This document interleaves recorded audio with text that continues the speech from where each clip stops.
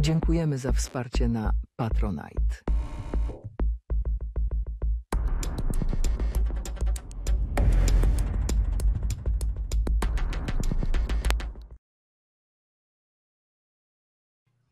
Kochani, witamy już w 29. odcinku Amiga bez ściemy. No i dzisiaj znowu wreszcie w poszerzonym gronie. Zacznę od naszego gościa, moja prawica. Przedstaw się, przyjacielu. Cześć, Paweł Bulanda, Nick Bully dla niektórych. Witam Was. No i mój przyjaciel znakomity, standardowo. Rafał Chyła, Nick Mufa. No i jak zawsze w świetnej formie. Remigiusz Remix Kolasa. Jedziemy.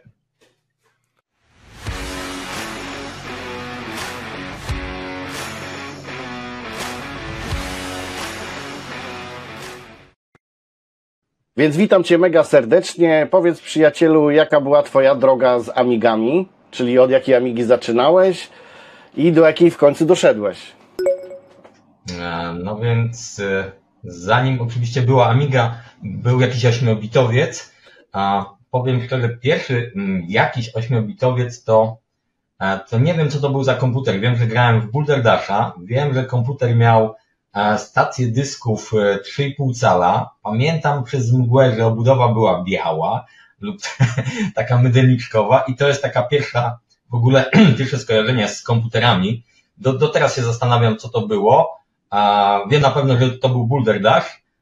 Później takie bardziej świadome to oczywiście był Commodore 64. Stałem się po jakimś czasie posiadaczem tego cudownego komputera. Wcześniej mieli go koledzy.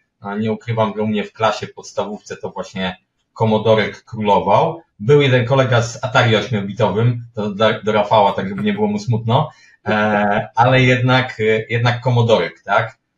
Commodorek dominował. No oczywiście byłem zakochany w tym Commodorku, marzyłem o stacji dyskietek do tego Commodorka. Zacząłem zbierać fundusze na ten poważny zakup informatyczny. I niestety zdarzyła się rzecz taka, że Commodore 64 zdradziło mnie, to znaczy zepsuło się, tak? Układ VIC odpowiedzialny za generowanie obrazu między innymi odszedł.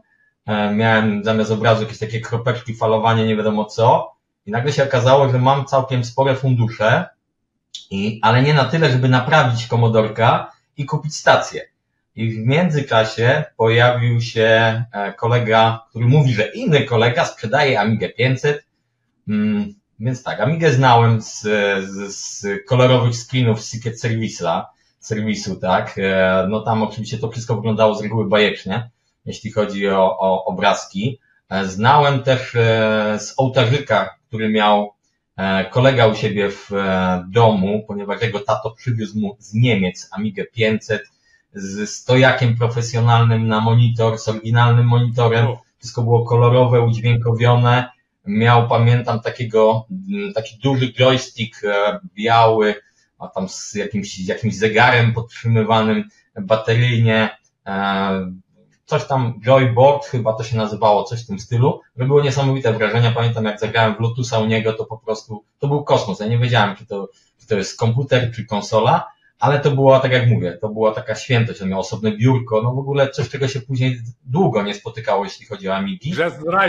I Amigę jeszcze w międzyczasie już poznałem dobrze z salonu gier, ponieważ w Ustrzykach Dolnych, bo tam spędziłem swoją młodość, pojawił się salon gier komputerowych, gdzie królowały Amigi. I to było bardzo fajne, bo były to nowe Amigi 500, były nowe monitory, komodorowskie, nie były komodorowskie, tylko Philipsy były, dokładnie. Wszystko było naprawdę, powiem Wam, tak jak rzadko się spotyka w tych wspomnieniach, prawda, że tak chałupniczo, że tak wiadomo, że różnie, że tanio. Tam było naprawdę profesjonalnie, od krzesełek po stoły, po jakąś stolarkę, po uchwyty na te monitory i tam Amiga królowała, robiła niesamowite wrażenie.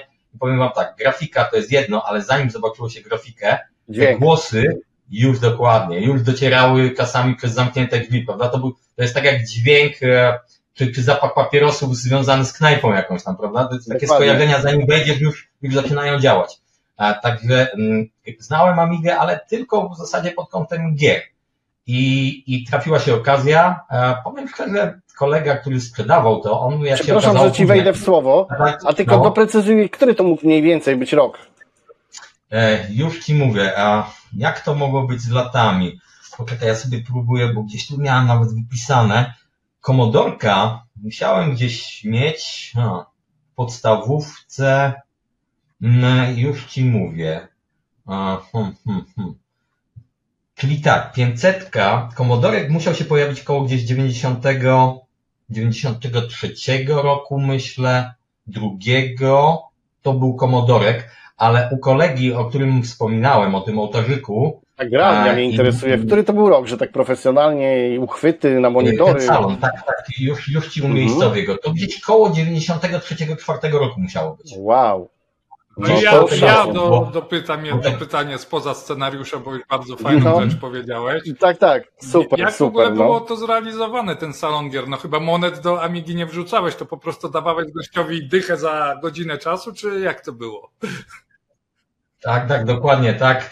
Czyli wykupywało się czasówkę, tak, jakiś tam przedział czasowy, była to godzina, nie pamiętam, czy pozwalał Niuniek, tak nazywaliśmy właściciela tego salonu, był bardzo przyjaznym facetem, taki trochę, jakby to nazwać, dorosły, ale jednak dzieciak, nie? Świetnie się dogadywał po prostu z nami.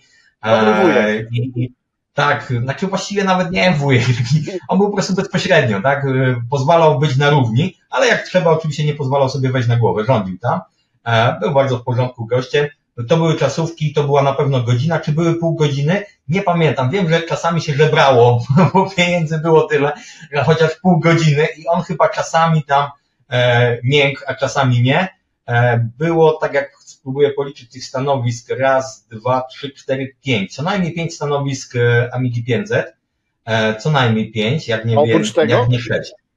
Proszę, oprócz tego, jako taka forma pocieszenia, były 2 Pegasusy, ale to były takie właśnie na zasadzie, że jak już nie było miejsca na Amidze, albo jak tam troszkę mniej kasy, tak, no to można było pójść ale na Pegasusy. ja jeszcze dopytam, bo to mnie cholernie zainteresowało. Tak?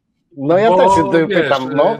Na automatach takich klasycznych wrzucasz monetę, tracisz te 3 życia, koniec gry. A tu powiedzmy, no masz tą godzinę, ale zostało ci ostatnie życie, ostatni level pozwolił ci dokończyć, czy jak to było? Czy no niestety, sorry. Tak, były takie sceny typu już dochodzę, prawda? I jakieś tam błagania, proszenia typu oddam, przyniosę, mama przyjdzie, zapłaci. Były takie sceny i to bardzo różnie się kończyły. Jak tam Niuniek miał lepszy okres albo chciał zobaczyć zakończenie gry, to rzeczywiście czasami można było coś ugrać. A byli oczywiście, jak to w takich salonach, trafiali się wyjadacze, tak? Ja na pewno takim nie byłem. Ja tam czasem tylko bardziej oglądałem niż grałem, ale byli tacy goście, którzy naprawdę, dzięki którym można było zobaczyć niejedno, na pewno więcej niż w Secret Service. Także klimacik był fajny. Tu jeszcze tylko dodam, że jak zaczęła się era Duma, to pojawił się PC.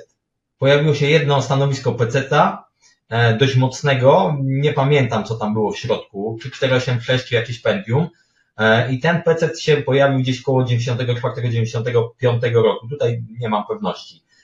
I wtedy na tym PC-cie przede wszystkim tylko i wyłącznie w zasadzie Doom. I to też robiło ogromne wrażenie, że coś takiego działa. Chociaż Wolfensteina, tego pierwszego ja już znałem z kółka informatycznego, gdzie udało mi się w to zagrać na 386 na kolorowym monitorze, ale ze speakerem, więc dźwięk żaden. Ale my wszyscy amigowcy mamy tą historię z Wolfensteinem, że gdzieś właśnie na kółkach informatycznych. A poza tym wiesz, 386 do Duma to też tak trochę słabo, nie? No 486 to... Nie, ale do Wolfensteina to był spoko.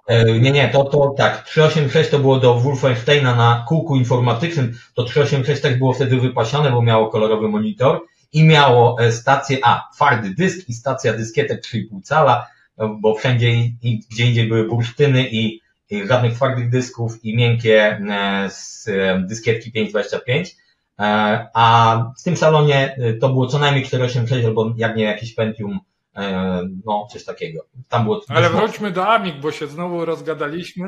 No w końcu Amiga musiała, że tak powiem, zejść z podium, prawda? I oczywiście zgadnijcie, co ją zastąpiło w tym salonie. PlayStation. Dokładnie. Tak było, Pegasus szedł, tam nie wiem, czy Amiga jeszcze chwilę była zamiast tego Pegasusa, ale rzeczywiście zamiast tego był PlayStation, tym bardziej, że było łatwiej, bo były monitory, które świetnie się do tego nadawały, prawda, więc tylko się podmieniło skrzyneczki. Tak, tak. Udało się w końcu wtedy kupić od kolegi Amigę 500, standardowe wyposażenie, czyli rozszerzone do 1 MB RAM. Pamiętam, że kolega próbował mnie tam jakoś zachęcić do zakupu, bo ja taki byłem sceptyczny, bo dalej jakby tak serduszko do tego Commodore 64 jednak pałało i pokazał mi jakieś dema, pokazał mi jakieś programy, pamiętam chyba ProTracker, coś tam jeszcze, w ogóle nie zrobiło to na mnie wrażenie, czyli pokazywało, jakim byłem ignorantem, jak niewiele wiedziałem. Dopiero po jakimś czasie to doceniłem i tu tylko dodam, że ta 500, którą wtedy kupiłem, to był komputer, jakby to powiedzieć, który najbardziej mnie inspirował, tak? Ja wtedy na tej 500, bez twardego dysku wiadomo, robiło się grafikę 3D na Realu 3D, bez żadnych oczywiście manuali, czyli odpaliłem coś z dyskietki, widzę jakieś punkty, jakąś siatkę, co z tym zrobić, tak? I gdzieś tam udało się dojść do fajnych rzeczy, jakieś animacje, jakieś obrazki udało się uzyskać, tekstury, światła, nawet gdzieś tam mam próbki tego, jeszcze udało mi się odzyskać. ProTracker udało się ruszyć, muzykę, programowania w zasadzie nie udało się, ale nie ciągnęło mnie, albo może byłem za słaby, trudno powiedzieć. Gdzieś tam rysowanie też było. Idąc dalej, po 500 była 1200 i tutaj było też wielkie wow, dlatego że z tą 1200 dostałem monitor kolorowy. Nie tylko kolorowy, to jeszcze jak się później okazało, multisync chyba, albo multiscan. On naprawdę miał takie szerokie pasmo, że łapał VGA, łapał te dziwne, takie niestandardowe tryby, które są dołączane do Amigi, tam typu 17, 20 coś, prawda, był niesamowity. I ja pamiętam, jak odpaliłem pierwszą grę, którą odpaliłem, to był SFOS, jako że piłkarsko-błaszczykowski musi tutaj być w temacie. Tam ten SFOS, wyobraźcie sobie, dla mnie z tej perspektywy był jak 3D, tak? Taki kontrast, taka plamka.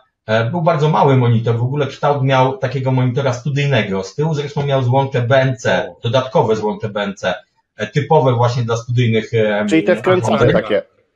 Tak, dokładnie. Tak, z takim boltem RGB. blokującym. RGB było rozdzielone właśnie na 3 składowe, wszystko się zgadza, więc monitor było wow, a drugie wow to było, jak podłączyłem twardy dysk, zrozumiałem, po co jest Workbench, którego nie rozumiałem na Amidze 500. Po co ten Workbench? No fajny zegarek, miałem Final 3 na Commodore 64, to samo robił, tak, miałem jakiś tam kalkulator, nawet lepiej, bo tam więcej można było wywołać, tak?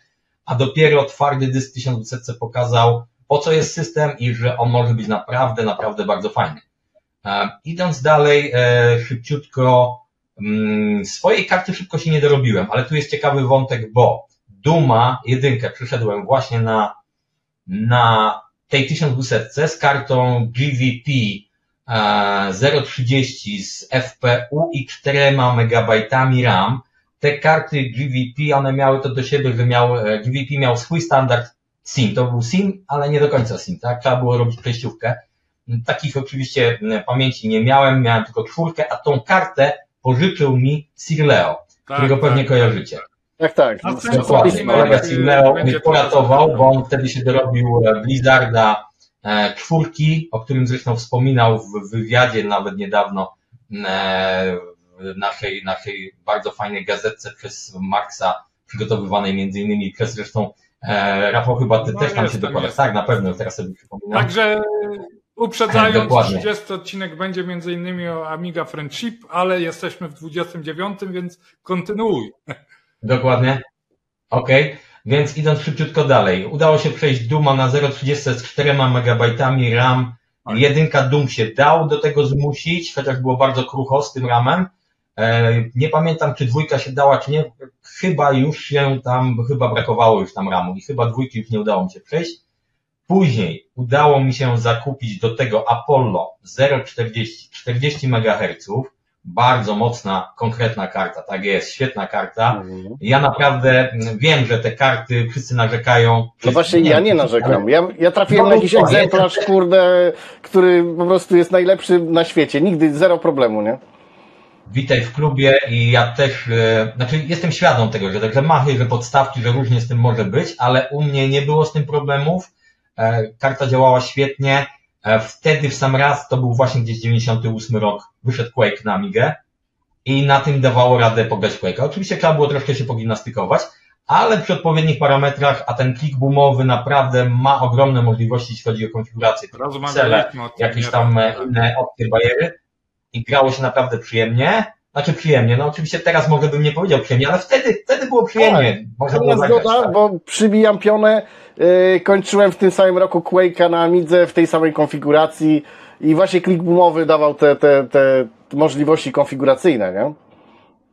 Dokładnie. Tu jeszcze tylko dodam, co wszędzie podkreślam, że na Amigę jedyny Quake, który oferuje wyświetlanie w 16 bitach, prawdziwe wyświetlanie w 16 bitach, a nie tylko tam ekran 16, a grafika 8 bit, to jest właśnie klik boomowy port i on na to pozwala. Na PC-cie, mówiąc szczerze, odpaliłem 2 czy 3 jakieś tam aplikację Quake'a i nie miałem tam opcji wyświetlania 16-bitowego, a jest różnica rzeczywiście na przykład w generowaniu wody, w generowaniu jeszcze jakichś tam efektów. Widać to gołym okiem, że ta grafika, tych kolorów jest trochę więcej. Dobrze, skacząc dalej. I później nastąpił bardzo duży skok, mianowicie poszedłem na studia około 2000 roku i to był taki okres, jak wszyscy wiemy, tego trochę zawodu związanego z PowerPC, że ci, których było stać na to PowerPC, wielu z nich się zawiodło, tak? Wydali rzeczywiście grubą kasę, postanowili, żeby to był komputer pierwszy i żeby prawomyślnie wszystko robić na Amidze. No i gdzieś tam nie ma co tutaj jakby tego ukrywać, tego programowania nie było tyle, co powinno być, nie było takiej jakości i tak dalej.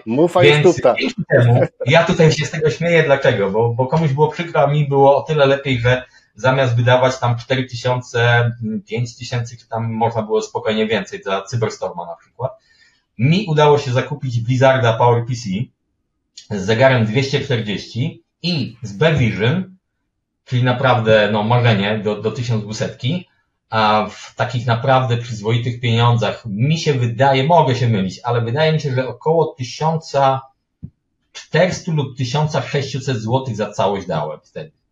Miałem odłożone pieniądze, bo gdzieś tam pracowałem na wakacjach wcześniej. Oczywiście nie miałem całej kwoty. Brakowało dość sporo. Sprzedający oczywiście tam żadne na raty tutaj nie wchodziły w rachubek, gdyż to jakaś tam prywatna osoba oczywiście sprzedawała. Więc tu jest też taka anegdotka. Udało mi się dogadać z właścicielem stacji, u którego wynajmowałem pokój. Gość, ten pan, w ogóle Bronek, świetny gość, świętej pamięci niestety. Tak, znał mnie chyba z miesiąc może, a może nie. Fakt, że znał mojego kuzyna, bo mój kuzyn mnie w ogóle tam polecił, żebym tam zamieszkał. I po prostu powiedziałem, o co chodzi, wie pan, studiuję tam coś tam, jakby informatykę, jest potrzebny komputer. Kiedyś ściemniałem jak z rodzicami, prawda, że będę uczył się angielskiego, bo a propos, Amiga 500 pojawiła się dlatego, że obiecałem, że to jest komputer, dzięki któremu angielski podciągnę, z którego kulałem totalnie, nie lubiłem angielskiego i w ogóle było źle. Tutaj właśnie obiecałem, że studiuję jakby informatykę albo takie sprawy, komputer jest niezbędny, ale brakuje mi troszkę pieniążków i rzeczywiście Bronek zgodził się i przez 3 miesiące nie płaciłem czynszu, a czynsz miałem naprawdę mały. Myślałem, że o jeden poszło.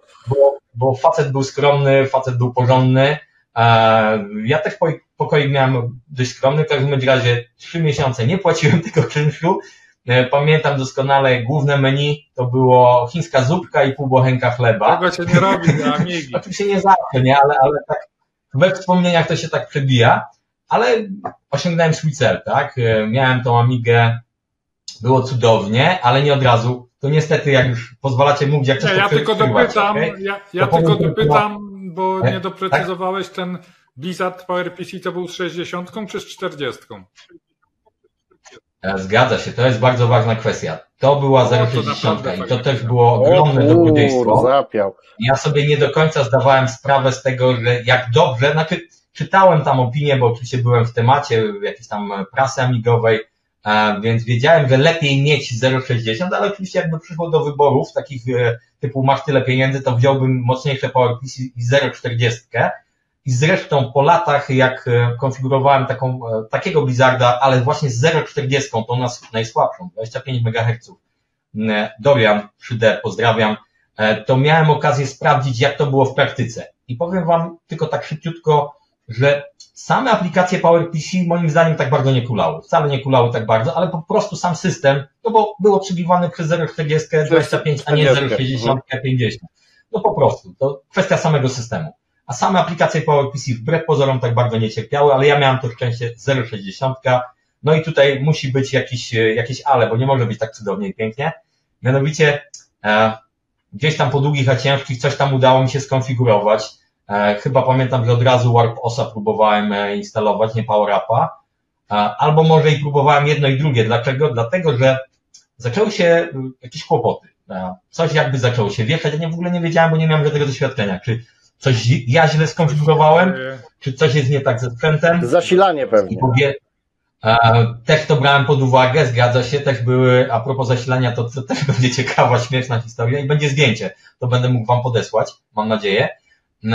I szukałem przyczyny, tak, co się dzieje, no to przetrząsnąłem wszystko, przeinstalowałem i tak dalej, nic nie znalazłem, oczywiście byłem przekonany, że to na pewno moja wina, no i w końcu gdzieś tak po długich a ciężkich zacząłem coś tam analizować, czy to nie jest jednak problem z przegrzewaniem się PowerPC. I nie miałem za bardzo jak tego zweryfikować. Oczywiście żadnego czujnika, żadnych takich rzeczy. Oczywiście nie było żadnej obudowy tower, żeby była jasność, tak? To wszystko było rozgłoszone na stole, no bo przecież obudowa, piękna obudowa L-Boxu, przepiękne zdjęcia, no to musiałbym chyba rok nie płacić, tak? Także zastanawiałem się, jak już doszedłem do wniosku, eliminując inne rzeczy, że i zasilanie odrzucając, że pewnie może być przeciążenie, znaczy może być przegrzewanie się procesora. Wiedziałem, że PowerPC ma zabezpieczenia, że on się wyłączy, powinien się wyłączyć przy przekroczeniu pewnych granic. No i potrzebowałem jakoś to zweryfikować. No tak, nie miałem żadnego wiatraka, nie miałem żadnego coolera, no bo nie byłem u siebie, bo już byłem w Rzeszowie, a w Rzeszowie tam studiowałem. I co? I wpadłem na pomysł, że przecież na mieszkaniu jest odkurzacz. O kurde. Słuchajcie, jest odkurzacz. Dość ryzykowna sprawa, szczególnie jeśli chodzi o elektrostatykę. No bardzo. Dokładnie. Znam osobiście historię właśnie, jak odkurzacz zepsuł komputer, prawda? Bo dziewczyna odkurzała przy koledze, który grał z otwartą obudową i tak dalej. Ja zawsze no, ale klientów w serwisie tego uczę. Okazało się, że to było to, tak? Że po przyłożeniu tego węża z dmuchawą, odciągnięciu tego ciepła, tak, bezpośrednio, okazało się, że nie po 40 minutach, tylko czy tam po 20, bo to zależy od aplikacji, tylko 2 godziny coś tam się tłukło w kółko i nic się nie stało, tak? Więc już miałem diagnozę, później zaopatrzyłem się już w profesjonalne chłodzenie, które zresztą notabene zabiło tą kartę po jakimś czasie, prawdopodobnie, gdy zrobiłem sobie sam towera z pecetowej obudowy, gdzieś tam znowu udało się kupić jakąś taką zdezelowaną obudowę, przerobić ją na pecetową, miałem takie, ponieważ nie szczędziłem grosza na chłodzenie, było to miedziany radiator, taki bardzo konkretny, niestety bardzo ciężki, tak? Oczywiście mocowanie nie pasowało do karty, które było przygotowane na karcie, więc to wszystko było chałupniczo połatane. I jak się później okazało, to dość mocno ten laminat wyginało w momencie, kiedy karta trafiła do towera, kiedy była pionizowana, a ten radiator ją dociążał. I taka była diagnoza Stacha, też pozdrowienia, jak ją próbował później posklejać, naprawić, co mi się częściowo udało. A wracając do tematu, zaopatrzyłem się w to chłodzenie, było bardzo fajnie, a po latach moje przypuszczenia się potwierdziły, że był to podkręcony procesor, tak? Że to nie była oryginalna 240, tylko to była podkręcona. Już kręcona. I teraz zgadnijcie, jaki zegar był oryginalny. 160.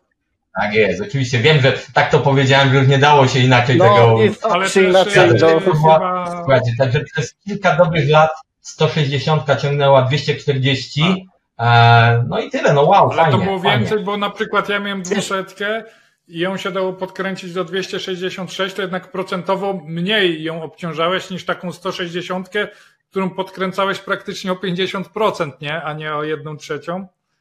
A tylko jeszcze powiem a propos tego chłodzenia, że i tak fajnie, że miałeś 60, bo jednak ona była mniej apetyczna niż 40. W 40 i plus PowerPC, to nie wiem, czy byś w standardowej obudowie od Amigi 1200 zmieścił.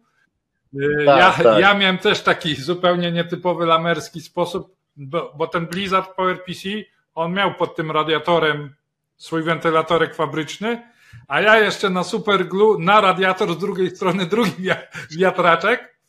A propos tych odkurzaczy i tak dalej, to też mi się przypomina anegdota mojego znajomego. Miał zwykłą 40 i miał w obudowie chyba nawet L-boxu, ale coś mu się przegrzewała, to zamiast powiedzmy użyć odkurzacza, zdjął cały bok obudowy i taki normalnie wentylator, jak chłodzisz się na twarz latem i walił na ten procesor.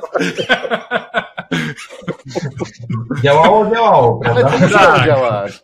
Dobry przepływ powietrza. Trochę hałasu, ale ja dodam jeszcze od siebie, że skoro miałeś 160 tak kręconą i jeszcze przeżyła odkurzacz i jeszcze trochę podziałała, to znaczy, że to była niesamowita 160, więc dokładnie. Ogólnie okej. Bardzo możliwe, bo nie wiemy, jak to było w procesie technologicznym, może jak za starych dobrych czasów, prawda, że była bliżej wafla, ale ktoś stwierdził, że to jednak będzie 160 z jakichś tam powodów, a jak się okazało, nie było tak źle. Ale mów o tej twojej dzisiejszej topowej konfiguracji, bo nie ukrywamy, że PowerPC będzie motywem przewodnim. Ale mocniejszego, więc zbliżajmy się do sedna. Okej, już przejdźmy do tego, jak się to skończyło, czyli tak. Jeszcze tylko dodam, bo to też fajna rzecz, jak miałem tą 500 przed 1200, to jest podobnie jak z Commodorkiem.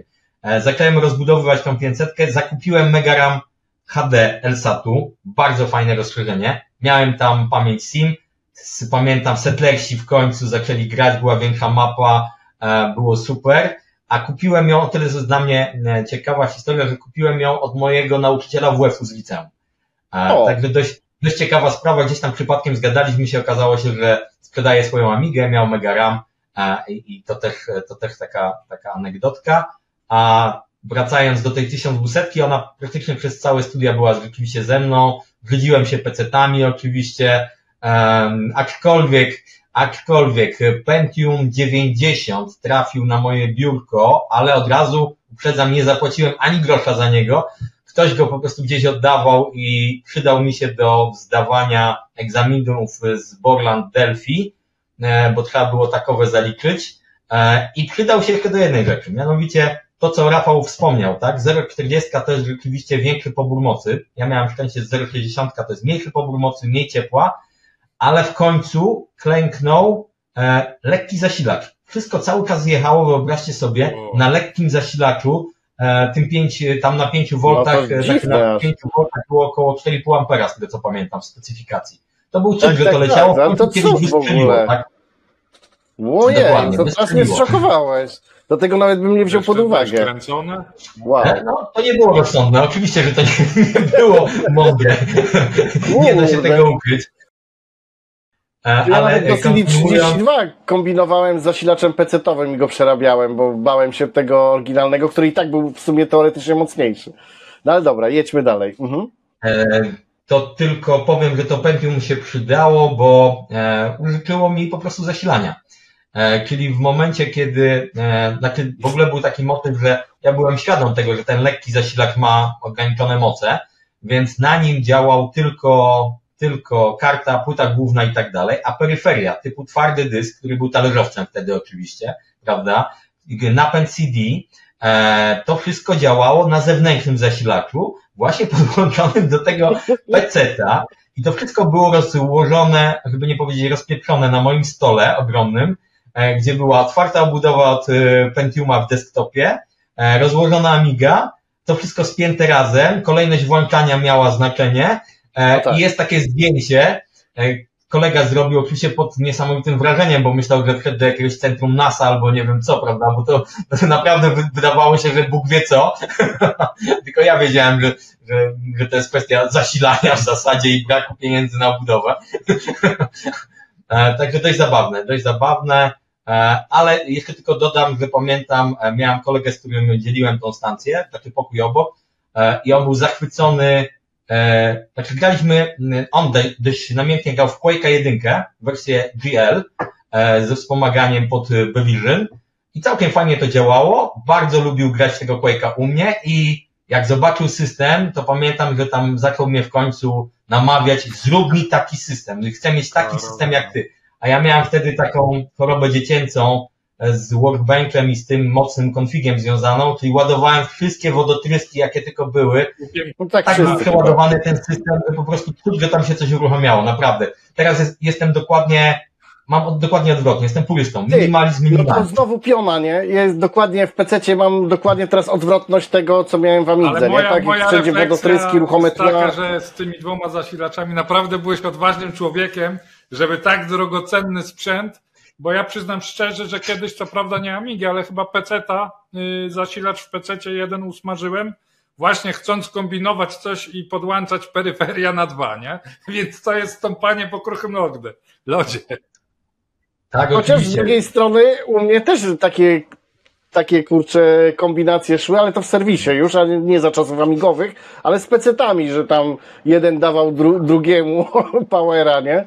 Bo tam była karta graficzna, która wiesz, gdzieś była tam powiedzmy mocna, no to z tego kompa szło do grafy, a z tego do dysków i tak się testowało. No ale to takie czasy były, no.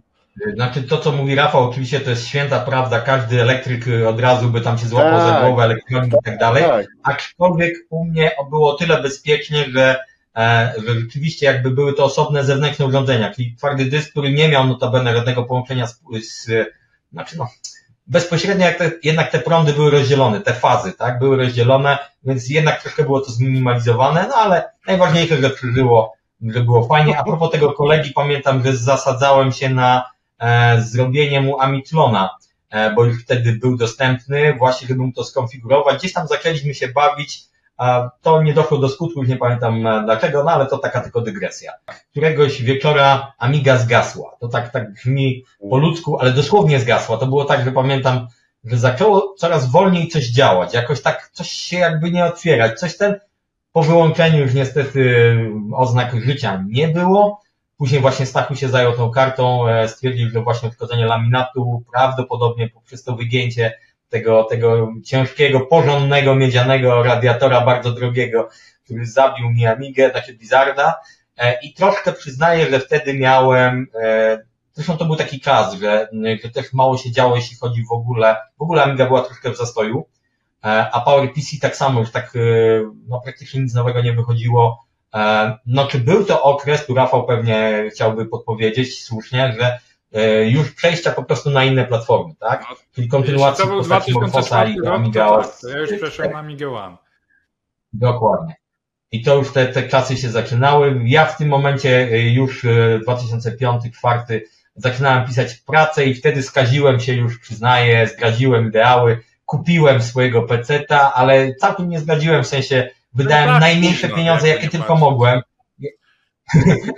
No, gdzieś tam może i późno, ale tak jak mówię, no, najmniejsze pieniądze, jakie się udało wydać, żeby to był minimalizm, a i tak udało się tam wtedy kupić Pentium 3, pamiętam nawet Duma 3, Duma 3 nawet na tym gdzieś zapuszczałem, bo jakąś grafikę mocniejszą nawet chyba na tym miałem. I to była taka cisza, która potrwała z 2-3 lata, może nie 3 lata, bo w międzyczasie zacząłem powoli wracać, ale rzeczywiście tak od podstaw, tak? W międzyczasie trochę konsol się pokupiło, trochę wpadło sprzętu, którego wcześniej nie było, jakaś 600, jakieś CD32, którego się nie miało. Zacząłem troszkę właśnie sprawdzać sprzęty, o których się czytało, gdzie się oglądało screeny, a nie miało się okazji powrotu. I oczywiście Amiga się też odezwała, także tu nie było innej opcji. Aczkolwiek najpierw odkupiłem Apollo 040, tym razem zegar 33 MHz. I znowu nie wiem jak to jest. Rewelacyjna karta, zero problemu. Po prostu świetna karta. No tak. Odpalany shaper shifter, pamiętam, i pierwsze próby, bo już wtedy mediatora się dorobiłem. I to było bardzo fajne, bo z mediatorem naprawdę to zasuwało. Miałem Fast AT, a Apollo z Fast ATą działał wyśmienicie, działał bardzo szybko, w przeciwieństwie do Blizzarda. Tam chodziło o jakieś instrukcje pamięci, Move 16, nie pamiętam dokładnie o co tam chodziło. W każdym razie Blizzard działał wolniej z Fast ATą. Nie był w stanie wycisnąć takiego transferu jak Apollo, więc ten komplet naprawdę gadał ze sobą cudownie i pamiętam pierwsze takie achy, jak odpaliłem na 2 monitory pod shape shifterem symulator A10 chyba, nie wiem jak tam się nazywał, A10 Attack chyba się nazywał ten symulator i właśnie okazało się, że to na 0,40-33 MHz, 2 ekrany synchronizowane. Ale to miałeś zasuwa, chyba, tak, jak zasuwa miałeś naprawdę mediatora, fajna. to pewnie miałeś też jakieś voodoo już na pokładzie. Kartę, kartę graficzną. Tak, było już Voodoo i był Radeon, były No bo dwie po co karty. mediator? Dokładnie. W ogóle była zabawa, bo ja cały czas byłem z tego dumny, bo wiem, że niewiele ludzi wtedy tak miało skonfigurowane, że miałem 2 karty, tak? I Voodoo, które obsługiwało to 3D, na przykład w Blitzquake'a grało się właśnie pod Voodoo, tak? Bo było wspomaganie. Oczywiście było wolno, bo to jest tylko 0,40, ale pamiętam, że niesamowitą rzecz zrobił Oxy Packer, pewnie kojarzycie. Naprawdę, jak pamiętam, tam Każdy amigowiec go kojarzy. cięło dźwięk, wiadomo, trzeba było coś tam gdzieś kombinować, z czegoś rezygnować. Po zainstalowaniu Oxy Packera wyobraźcie sobie, że dźwięk zaczął się wyrabiać. Oczywiście i tak był zdegradowany jak się da, ale zaczął się wyrabiać, tak? Dostawałem mniej więcej synchronizowane dźwięki. Także byłem tak dumny z tego, a później trafiła się okazja zakupu też za nie wcale duże pieniądze, znowu Blizzarda, tym razem wypasionego, czyli to była robota Stacha, tak nie bezpośrednio chyba od niego, tylko chyba od ITU, jak dobrze kojarzę, czyli właściciela swego czasu najlepszego, bo jedynego w Polsce sklepu. Na pewno, ale jedno i drugie było prawdą, był to świetny sklep. I karta mam ją. Ma zegar 330, podciągnięty przez Stacha, 0,60, 50 MHz, chyba podciągnięta tam do 60 MHz, co jest o tyle fajne, że to jest ta sama szyna co Bevision. I Bevision rzeczywiście ono działa jeszcze szybciej dzięki temu. Także fajna sprawa. A później co? Była ta 1200 i nie oszukujmy się. Jak się pojawił projekt realizowany przez Denisa Bun, tak? Dobrze mówię? Tak, Denis Bon. I przy okazji Radosław Stream Kujawa chyba, tak? Okej, czyli miałeś już też 4000, tak? Czy to trzymasz 1000? Właśnie, to jest bardzo dobre pytanie, bo przeskoczyłem ten motyw 4000. Tak, 4000 pojawiła się bez specjalnego pomysłu pod Soneta, po prostu jak większość amigowców, którzy nie mogli sobie pozwolić na 4000, marzyłem oczywiście o tym sprzęcie, żeby zobaczyć jak to działa, żeby sprawdzić tą przewagę nad 1200. Zakupiłem oczywiście najsłabszą konfigurację 0.30, tak, 0.30 tam była dokładnie, aczkolwiek bardzo fajnie, rzeczywiście wdzięczny sprzęt, pamiętam jakąś kartę, udało mi się, jeszcze wtedy nie miałem swojej, pożyczyć na Zorro i to naprawdę fajnie działało, lekki system, elegancko na tym działał system, programy też, oczywiście już jakieś takie bardziej wymagające rzeczy to jest inna kwestia, ale ja wiedziałem co mam, tak? Także bardzo przyjemna ta Amiga 4000 była i jak się okazało przydała się, tak? Bo miałem już bazę do budowy właśnie konfiguracji pod Soneta. Czyli ten temat przewodni, w końcu wchodzimy na temat przewodni po 40 minutach. Wchodzimy. A więc bo wiadomo, że idea jakby hard G3, G4 w Amidze klasycznej nie jest nowa, bo już Elbox zapowiadał Sharka przed laty, ale nic z tego nie wyszło, a teraz nagle jednak się to udało zrealizować. Więc no właśnie opowiedz teraz właśnie o tych ludziach, którzy odpowiadają za realizację, z czym się to je i tak dalej. No więc tak jak wspomniałeś, główny inżynier całego projektu to jest Denis Bon, jak dobrze już pamiętam. Rzeczywiście bezpośrednią osobą, która go wspierała w tym projekcie jest nasz rodak Radosław Stream Kujawa i z tego, co sobie sprawdziłem, bo też nie pamiętałem, kiedy się zaczęła cała historia tego projektu w wykonaniu Denisa, wychodzi na to, że to jest 2015 rok. W ogóle mi się jakoś tak wydaje, że ten Sonet, którego mam, a właściwie teraz Ragnarok, tak, że to jest taki, że od 2-3 lat ciągle mam, a to już kawał czasu tak naprawdę minął i to jest 2015, są są pierwsze wspomnienia, znaczy informacje od właśnie Streama, że taki projekt się rozpoczął, że on też jest tam pomocny przy nim, stara się pomóc Denisowi swoją wiedzą, swoim doświadczeniem, bo wiemy, że projekty również amigowe w jego wykonaniu były. I tak jak patrzę, pierwsze działające rzeczy pojawiają się już pod koniec właśnie 2015 roku, tak? Czyli pierwszy zwiastun tego, że w ogóle może to działać.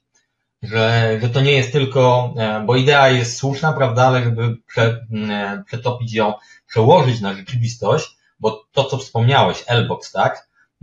L-Box chciał nam zafundować Sharka. Niektórzy wierzyli, niektórzy czekali, niektórzy nie wierzyli. Jak się okazuje, to nawet na zdjęciach to był właśnie Sonnet. To była karta Sonnet, która została wyprodukowana z myślą oczywiście o Macintoshach, tak? I to o Power Macach w zasadzie, bo to była karta turbo do konkretnej linii Macintoshy. I wychodzi na to, że Denisowi się ten pomysł czy spodobał, czy to była jego idea, czy korzystał z tego pomysłu L-Boxu, trudno powiedzieć, jedno jest pewne, gość to zrobił. I tu muszę zacząć od tego, że jest niesamowity, bo zrobił coś, na co na pewno ja czekałem. Pisałem o tym nieraz na PPA. I tu nie chodzi o to, że zrobił to przez PCI czy nie PCI, tylko dostaliśmy taką moc obliczeniową, jaką prawdopodobnie powinniśmy mieć 15 lat wcześniej. Taka jest prawda. Znaczy może nie na miastkę, ale taką moc był w stanie dać Cyberstorm, bo rzeczywiście mam teraz porównanie, bo miałem okazję pracować również na prawdziwym Cyberstormie, oryginalnym w Amidze 4000. Był to sprzęt Jacka Ponga, a propos, to jest nawet ta Amiga z tyłu, za mną, z tym Boeing Balem. Niesamowity sprzęt. Rzeczywiście nawet teraz, po tych latach, jak się do tego siądzie, ten kontroler dysku to do teraz robi wrażenie. Można pocisnąć od 30 nawet do 40 MB na sekundę. Coś niesamowitego. I tam ta wydajność jest taka, jak powinna być. Czyli ma się duży zegar, Znaczy, ten tam zegar jest też pokazuje brak wąskich gardeł, nie? Tak, dokładnie. 1200 niestety i nasze Blizzardy, znaczy to było bardzo potrzebne, bo dało nam to, coś nam dało, tak? Nie staliśmy w miejscu, szliśmy do przodu, pokazało, co można mieć i brakło tego kroku dalej, czyli czegoś, co rzeczywiście zacznie działać z pełną mocą, tak? Wykorzysta i pokaże tą moc. Później to się stało po części właśnie za pomocą Morphosa i Amiga OS 4, prawda? Już na innych platformach notabene. Ale wracając do tego. 2015 początek tych dwóch ludzi, ale przede wszystkim Denis Bon i pierwsze karty to są właśnie karty Sonnet serii 7200. Tych kart, modele tych kart się różniły procesorami i ilością pamięci cache. Mianowicie były wersje z procesorem G3, tutaj nawet mam jakąś ściągawkę, więc mogę sobie podglądnąć. G3, 400 MHz i były wersje z 512 cache'u i 1 MB cache'u drugiego poziomu, tak, L2. Były karty też 400 MHz, ale z G4, też 720 Sonnet Crescendo i była najmocniejsza, jeśli chodzi przynajmniej o zegar, G3 500 MHz z 1 MB cache'u. Więc te karty na dzień dobry to były te pierwsze, które zadziałały, one jakoś się nie różniły w konfiguracji, tutaj wszystko po prostu działało, jeśli działało na jednym Sonecie, to na każdym innym też to działało. Były drobne problemy na pewno z pamięciami, ponieważ to nie były zwykłe pamięci, już teraz nie chcę szukać specyfikacji. Tak, bo to te makowe takie wynalazki. Tam było sporo kombinacji, pamiętam, że wspomógł mnie mocno Super Bonio. Dzięki Super Bonio do teraz pamiętam, kiedyś to spłacę, mam nadzieję, bo bez tego na rynku amerykańskim oczywiście można było to gdzieś tam zdobyć, ale słabo to wyglądało, nie było łatwo, tak, no i było ryzyko, że to nie zadziała przede wszystkim, tak, nie było pewności, że ono tak daje. Czwarte pytanie. No właśnie, czy każda karta turbo od Maca zadziała z Amigą? Czy tam konkretne modele? Jak to tam wygląda? Pytanie zasadne, bo tych kart turbo, w ogóle karty turbo, jak się przyjrzałem tematowi przy okazji Soneta, to dość były firmy zewnętrzne, tak jak na Amidze, co ciekawe, prawda, które się specjalizowały w takich kartach właśnie turbo i taki Sonet produkował karty łącznie chyba do 2 GHz PowerPC, już nie pamiętam, czy nawet wieloprocesorowe, tu nie jestem pewien, ale wydaje mi się, że też mi to mignęło przed oczami. A wracając do pytania, tylko i wyłącznie tej serii 7200, dlatego, że tam było klasyczne złącze PCI. W pozostałych to były różne jakieś tam wersje tego basa macowego, tam różne inne wymysły, pomysły Apple'owskie, prawda? Także tutaj tylko i wyłącznie seria 7200.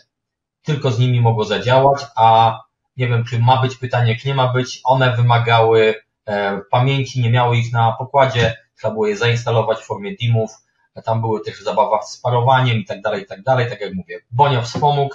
Jeszcze jedna rzecz też ważna dla amigowców, jakby nawet teraz chcieli się przymierzać do Soneta, mianowicie Sonet standardowo wymaga zasilania na złączu PCI 3.3.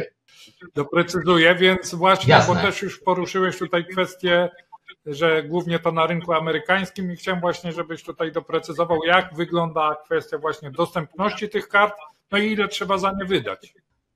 Wiesz co, nie powiem, to jest tak, przyznam szczerze, że w tej chwili nie obserwuję tego rynku, bo najzwyczajniej w świecie dostałem co chciałem. Masz i tyle.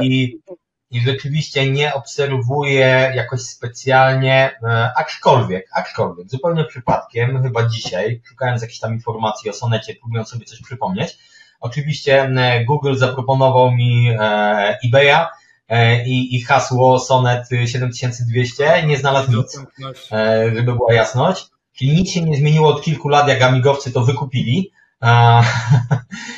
Podejrzewam, że po prostu od czasu do czasu coś się trafia, ale to są rodzynki, a jak ktoś przeczyta internet w cudzysłowie, to wie, że może zażądać dość wysokiej ceny, że jeśli to pójdzie nie tylko na rynek Apple'owski, prawda, bo na rynku Apple'owskim ona też na pewno trochę kosztowała z racji jakiejś tam zabytku, czy jakiejś tam retro nostalgii, ale na pewno nie tyle, znaczy po prostu maniacy retro Apple sprzętu powinni nam dziękować, bo teraz to jest naprawdę gruby hajs, jeśli ktoś to ma, a jeśli nie ma, to ma przechlapane, bo musi wydać dużą kasę. Jakie to pieniądze? Słuchajcie, trudno mi teraz powiedzieć. W momencie, kiedy ja kupowałem swojego, znaczy jak się zaczął w ogóle cały temat, rzeczywiście można było kupić za $100, za 120, $200, do 200 to była raczej wysoka cena za tak zwaną normalną kartę turbo do Apple'a, tak?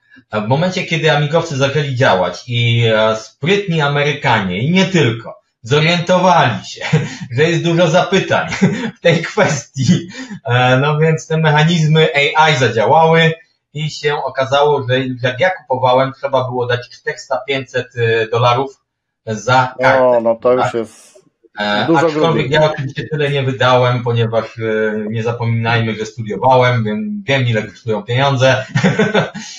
W ogóle to moja karta, mój pierwszy Sonet właśnie, którego zakupiłem, z którego byłem bardzo szczęśliwy i który mnie uszczęśliwił, to był Sonet z Japonii.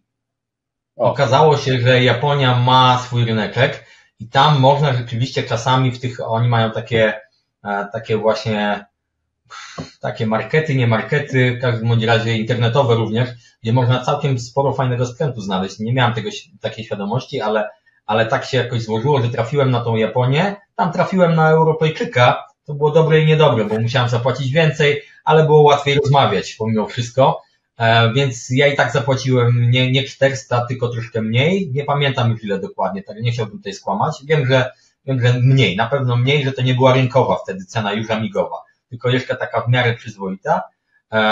Ten sprzęt zresztą później, teraz obecnie jest u Doriana 3D, też pozdrawiamy. Nawet trochę gdzieś tam czasem żałuję i zastanawiam się, czy go nie odkupić tej karty od niego, bo ona miała dość taką fajną rzecz, że któraś tam szyna, nie pamiętam czy pamięci, czy po prostu bas, jej wewnętrzna szyna, ona działała troszkę szybciej niż te karty, o których wspomnimy za chwilę, czyli te Ragnaroki, Apocalypse i tak dalej.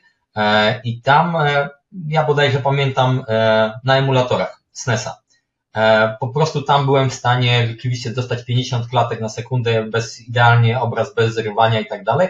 A tutaj pomimo tego, że mam mocniejszy procesor, na przykład 800 MHz G3, moc procesora jest, tak? Ale szybkość komunikacji gdzieś tam jest mniejsza ale mówiąc szczerze, to już jest takie, szukanie sobie z mojej strony, bo tak jak mówię, to jest tak naprawdę to tylko w jednej aplikacji pozostałych Ragnarok, który jest najmocniejszą obecnie kartą, miażdży to wszystko i jest niesamowity, prawda? Okej.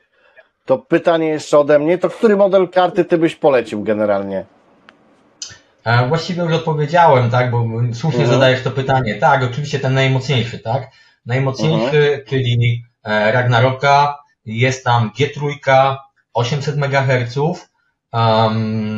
Co mogę powiedzieć? Można tam włożyć 512, tam jest na pokładzie, bo tu jest podstawowa różnica.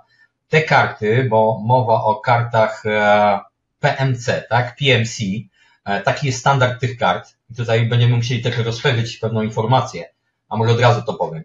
Zaletą Soneta jest to, że jest w standardzie PCI od razu. W przypadku kart Ragnarok, w przypadku kart Apocalypse, w przypadku karty Rapture, to są karty w standardzie PMC. To jest taki standard przemysłowy, tu już nie będę się jakoś specjalnie rozwodził. Podpowiem tylko tyle, że najwięcej tych kart i również przejściówek do nich miał sprzedawca na eBayu z Izraela, który ogólnie miał tam dużo rzeczy związanych z militariami, z elektroniką powojskową, wojskową i tak dalej. I również przemysłową. Także tak, żeby było nam raźniej, że nie byle co. Więc tutaj tylko rozszerzę, że w przypadku tych kart właśnie w standardzie PMC potrzebna jest przejściówka. Między Mordzie Carrier Bus przejściówka, taka przejściówka sprzedawana właśnie między innymi przez tego Izraelczyka, którego chyba wszyscy znają, jeśli próbowali coś kupić albo kupili do Soneta. To było firmy Eramix, tam są kilka modeli, to można sobie sprawdzić, ewentualnie mogę podesłać dane. Była jeszcze jedna firma, Technobox, zgadza się, która produkowała takie przejściówki, bo mówimy tutaj w zasadzie już o rynku martwym, tak? Czyli to były na przykład to, co u tego Izraelczyka można było kupić, to był nowy sprzęt. To było super, to jest nowy sprzęt, ale już nie produkowany, tak? Chociaż zapasów magazynowych. Tak. Dokładnie. Podejrzewam, że właśnie chociażby z racji tych militariów, o których wspominam, gdzieś to tam było wykorzystywane, te zapasy musiały być dość duże. Były, bo już nie ma. Znaczy nie do końca, bo Apocalypse można kupić nadal i spokojnie, jeśli ktoś ma ochotę, jest zainteresowany. I to dalej wcale nie duże pieniądze. O kwestiach jeszcze właśnie sprzętowych porozmawiamy w następnym pytaniu od Remika, ale ja zadam jeszcze jedno od siebie o kwestiach jakby firmware'u, bo na przykład jak wiesz, jak miałeś Blizzarda PowerPC, no to tam miałeś jakieś tam bot menu, gdzie mogłeś tam ustawiać jakieś konfiguracje firmware'u, jakieś opcje ustawiać i zastanawiam się, czy te dopałki od Maca też mają jakieś opcje konfiguracyjne firmware'u i czy można się do niego dostać, do nich jakby z poziomu Amigi, czy to jest już poza zasięgiem?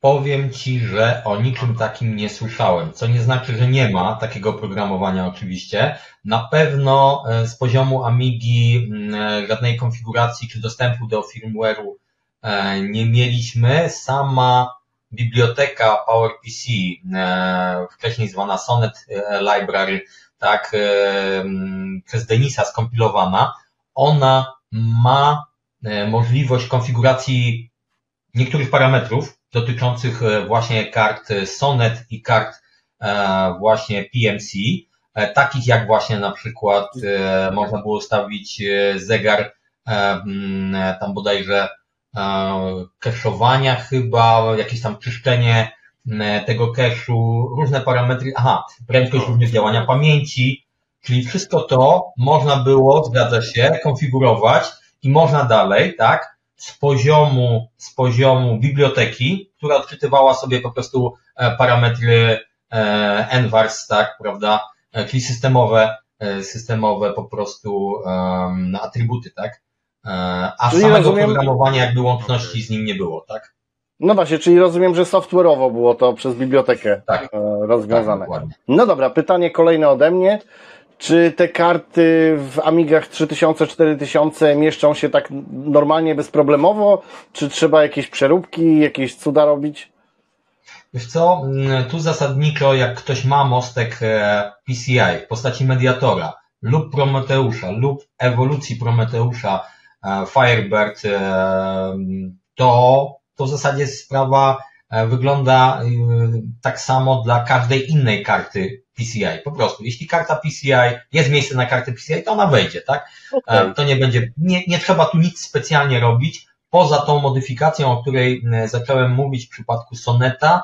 Jeśli mediator, jeśli mostek PCI nie obsługuje napięcia 3.3, to karty Sonet mają miejsce na przylutowanie regulatora napięcia 5V do 5V i pamiętam tutaj DES wspomógł mnie, tak samo dzięki DES, bo jak przyszła ta karta, ja oczywiście miałem starego mediatora bez obsługi 3.3 i w trybie ekspresowym na zamówienie poszedłem, klient został obsłużony, na dodatek zupełnie za darmo, znowu jakieś długi widzę, że mam.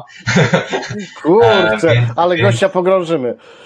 No, oscylator regulator napięcia został przylutowany profesjonalnie, karta zahulała, tak, i nie wymagała żadnej ingerencji już. No to super. No to kwestie jakby montażowe mamy ogarnięte, no to teraz muszę zapytać, jak wygląda kwestia kompatybilności, czy cały jakby soft stworzony jeszcze w starych czasach dla Blizzarda, PowerPC Cyberstorma, PowerPC zadziała na tym bez problemu, czy są jakieś tutaj niedoskonałości? Już mówię. Oczywiście nie mamy 100% kompatybilności. Myślę, że to raczej nie jest zaskoczenie, ale wydaje mi się, że obecnie mamy naprawdę wysoki poziom tej kompatybilności. Nie wiem, jakbym tam miał mówić o procentach, to od 80 do 90 czy 95, a może jednak nawet 95. Dlaczego? Dlatego, że jest taka strona na GitHubie, strona dokładnie dotycząca projektu Sonet, tak? Sakura IT, a więc tutaj widać ślad streama, bo tak się nazywała firma Radosława Kujawy, pewnie nazywa. I tutaj między innymi mamy w zakładce wiki mnóstwo rzeczy, które mogą nam pomóc. Między innymi jest link właśnie do listy kompatybilności. Ona może nie jest jakoś bardzo często odświeżana, ale swego czasu ja tam też sporo jakichś tam poprawek naniosłem. W tej chwili pewnie z parę pozycji, 2-3 pozycje jeszcze by doszły, które są nieuwzględnione na zasadzie oprogramowania nowego, którego jeszcze wtedy nie było. I po tej liście widać, że rzeczy zupełnie niedziałających to jest tak naprawdę, to jest tak naprawdę 4 pozycje, 5, coś w tym stylu. Czyli bardzo wysoki poziom. To też trzeba sobie powiedzieć, że to, że coś działa połowicznie, to nie zawsze jest wystarczające, prawda? No tak, wiadomo. Więc tak naprawdę, biorąc pod uwagę rzeczy, które po prostu działają tak, jak powinny działać, to spokojnie w granicach 90% można mówić o całej ilości oprogramowania dostępnego, więc bardzo fajny wynik moim zdaniem. Okej, to teraz pytanie ode mnie. Czy po pojawieniu się tych kart zauważyłeś jakikolwiek wpływ na rozwój software'u dla WOS-a, czy cokolwiek one miały wpływ? Tak, na szczęście tak. To cieszy. Oczywiście nie było takiego boomu, o jakim bym marzył, o jakim pewnie inni by marzyli, bo wychodzi na to w jakiejś tam mniejszości amigowej, ale tak, pojawiło się parę portów. Można oczywiście mówić, że większość portów, głównie gier, ale nie tylko, głównie gier, to zasługa człowieka o pseudonimie Cowcat, jak nie przekręciłem tego, krowo-kocia, jak to nazwać, nie będę tłumaczył.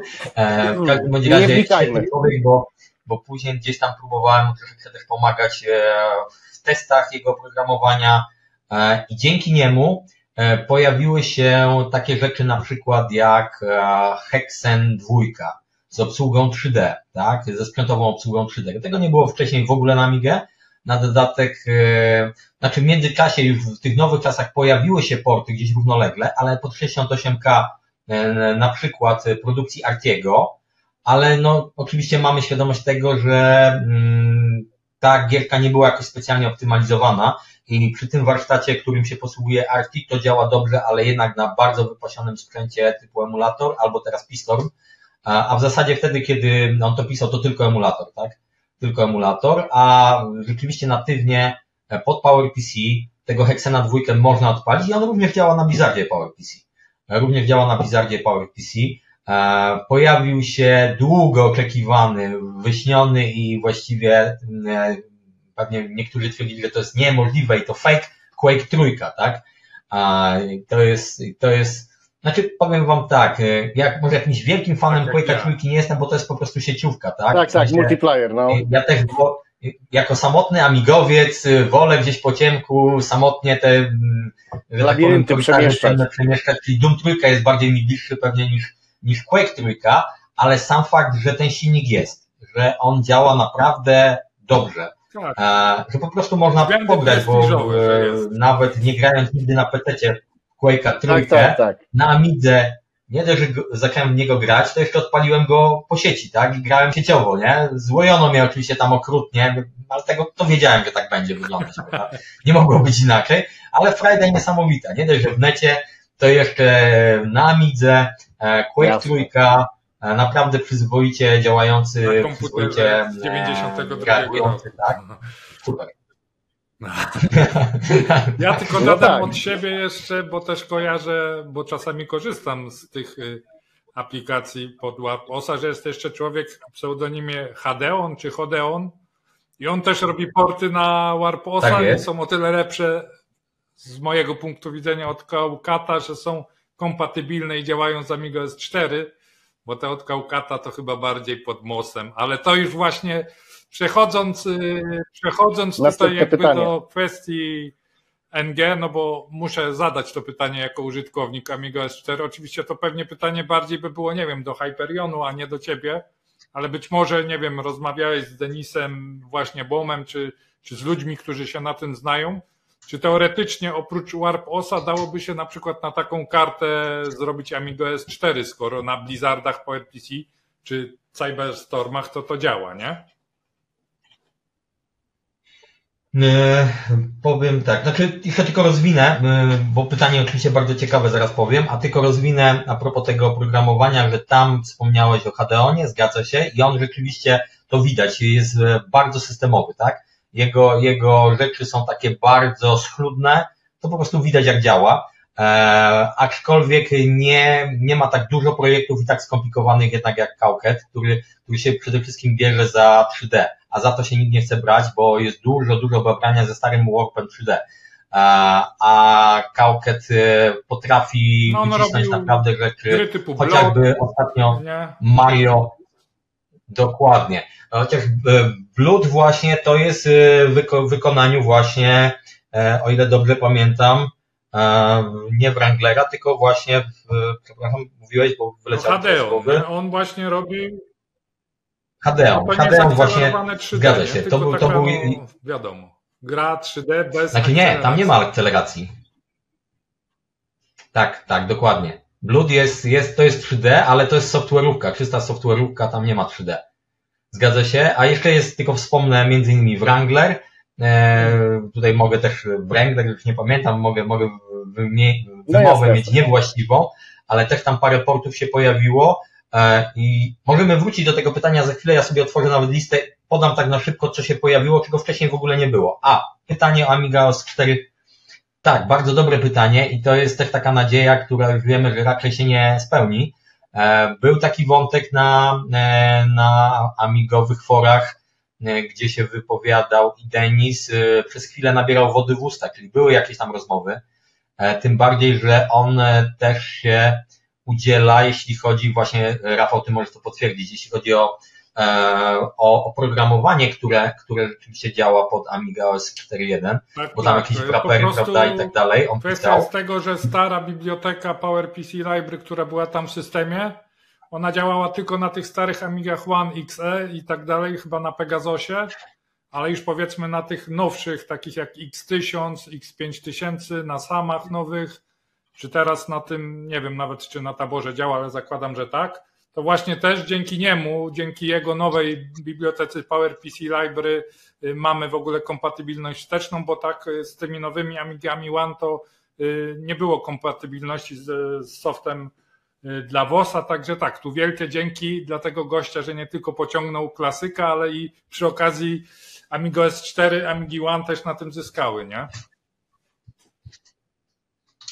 Dokładnie tak.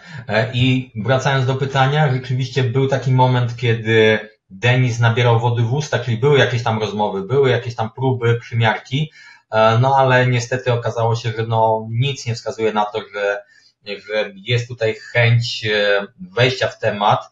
Może gdyby, bo też były takie pomysły na samym początku, że sam Denis i jeszcze w tandemie ze streamem właśnie myśleli o jakichś rzeczach związanych z produkcją, tak?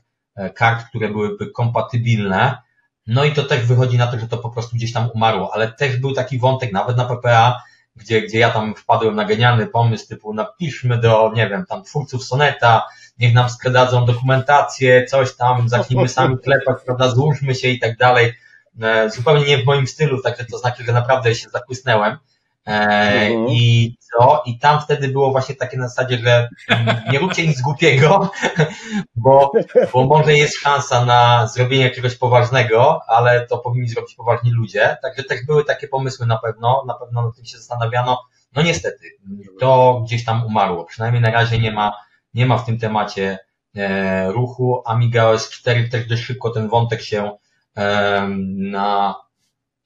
na English Amiga Board dość szybko też się zamknął takimi konkluzjami, że no niestety, aczkolwiek nie przeczę, że pojawienie się tego na Amiga OS 4.1 no dałoby niesamowitego, znaczy miałoby sens moim zdaniem, tak? Troszkę byłoby roboty, bo trzeba byłoby to wszystko napisać, no, ale widać, że chociażby po tych, tym bardziej, że tutaj też trochę skaczę, ja dokładnie nie mam pewności, ale Hadeon, ja nie wiem, czy to nie jest sam Denis. By the way, nie sprawdziłem tego, ale kiedyś, jak sprawdzałem pewne rzeczy, to mi to pasowało.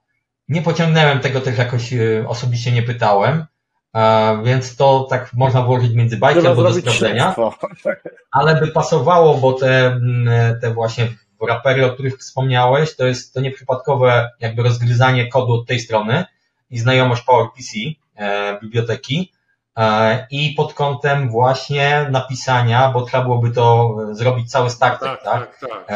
Który uruchomi środowisko do tego, żeby Amiga OS 4 mógł działać, aczkolwiek jakby ten starter był dostępny, gdyby Hyperion czy tam Eon teraz wyrazili na to zgodę, to myślę, że dużo pracy by nie było, no i jeśli chodzi o obsługę tego wszystkiego, bo wszystkie strony są. Stream kiedyś nawet chyba zrobił jakąś recenzję sama 460, więc on też miał chyba kiedyś sprzęt, być może zainteresowanie było, też pytanie, czy zainteresowanie było z drugiej strony, bo to też byłaby jakaś tam konkurencja dla tych samów, no właśnie, dla tych taborów.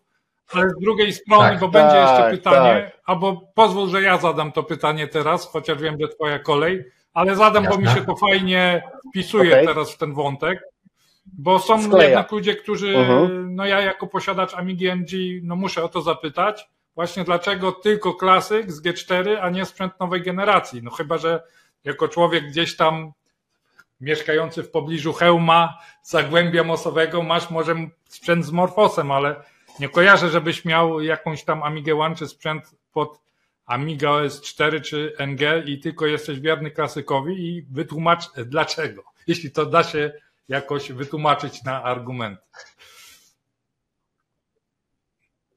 Wiesz co, no myślę, że argumentacje, no nie będzie to jakaś taka argumentacja typu, nie wiem, że coś jest lepsze, gorsze i tak dalej. To już jest to środowisko, w którym jesteśmy, tak? Mamy swoje historie. Na pewno po prostu klasyk to przede wszystkim sentyment, tak? To jest właściwie to, co też wspomniałem wcześniej, że Sonet dał mi to, czego mi brakowało, jak miałem Blizzarda PowerPC, czyli po prostu tej takiej brutalnej mocy, tak? Brutalnej mocy. Wrócę choćby do wspomnień, że jeszcze na pierwszym roku studiów, jak już zaczął działać mi ten Blizzard, to pamiętam, że Władcę Pierścieni, pierwszą część obejrzałem sobie na Amidze. Miałem DivX'a od chłopaków z Akademika, włożyłem płytę, odpaliłem i obejrzałem, tak? Ale to był taki bardzo krótki moment, kiedy te DivX'y jeszcze nie miały takie parametry dość przeciętne, mizerne, tak? Zresztą obejrzałem to na Soft Cinema, który później się połączył z Frogerem NG i zresztą ten sam autor, pamiętam, miałem 2 klucze kupione i do jednego i drugiego i w ogóle nie byłem na niego zły, a pamiętam, że byli goście, którzy na zasadzie, kupiłem klub do Soft Cinema, kupiłem do Frogera NG, a później gość zrobił jeden program, a jeszcze na samym końcu dał go za darmo, tak? Więc ja w ogóle nie byłem zły o to, kupiłem tylko do Soft Cinemy, bo najpierw tylko Soft Cinema miało te DivX-y, potem połączyło się z Frogerem, więc niejako Frogera zyskałem w pakiecie i też dokładnie ten sam wątek, że jednak te DivX-y nie wiem jak dla Amigi 4000, ale dla tego Blizzarda w Amidze 1200 jednak to były trochę za mocne i pamiętam, że to już kiedyś opowiadałem w poprzednich odcinkach, jedyny taki fabularny film, czy w zasadzie animowany, który obejrzałem, to pierwszą część Shreka, ale pamiętam, że przecież Shrek, grafika 3D, kolory, ale pamiętam, że już z kolorami mi cięło i obejrzałem go, ale byłem zawzięty, żeby zrobić na Amidze w grayscale'u i na biało-czarnym poszło, dała radę Amiga, nie? To wiesz co, Rafał, to ja Shreka też oglądałem, tylko nie pamiętam czy 1 czy 2, chyba 2 i obejrzałem go na Amidze, ale ja wtedy już użyłem sprzętu pod PC-tem, czyli przekonwertowałem go na jakiś tam, to nawet nie była MPEG-a, to był jakiś tam DivX, ale taki, który wiedziałem, że działa dobrze na moim Blizzardzie, tak? I to był DivX, także dalej koledzy z Akademika mogli oglądać, a u mnie to w kolorze zadziałało. Dobra, to tylko uzupełniając to, co się pojawiło na PowerPC, między innymi dzięki temu, że projekt Sonet ruszył, czyli to PowerPC jednak zaczęło żyć i dostaliśmy większą moc obliczeniową. Quake 3, o którym wspomnieliśmy. Smoking Guns, bardzo fajne strzelanie, również sieciowe. Świetny tytuł. Return to Castle, super. Wolfenstein, tak? Genialna gierka, której nie grałem za dużo na PC-cie, a na Amidze ogrywam się i jest świetna. Kolejna świetna gierka to jest Star Wars Jedi Knight, Jedi Outcast, tak? Świetny tytuł, naprawdę świetny. Co jeszcze? Diablo. Tego też nie było, co prawda na 68K się pojawiło, ale trzeba mieć tam duży zapas mocy, znowu trzeba mieć specjalny sprzęt.